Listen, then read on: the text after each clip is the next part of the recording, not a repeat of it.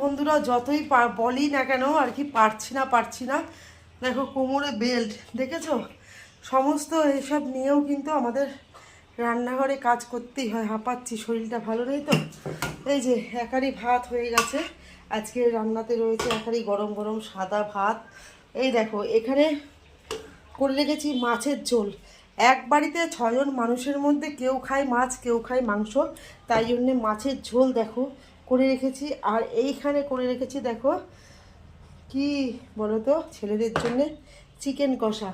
আর এই দেখো এইদিকে মাছের মাথা দিয়ে করছি পুঁই ডাঁটার চচ্চড়ি। তা আজকে দুপুরে আপাতত এইটুকুই মেনু। তা তোমরা সকলে ভালো থেকো, সুস্থ থেকো, আর তাড়াতাড়ি লাঞ্চ করে নাও। আমাদের এখনও লাঞ্চ করতে দেরি আছে।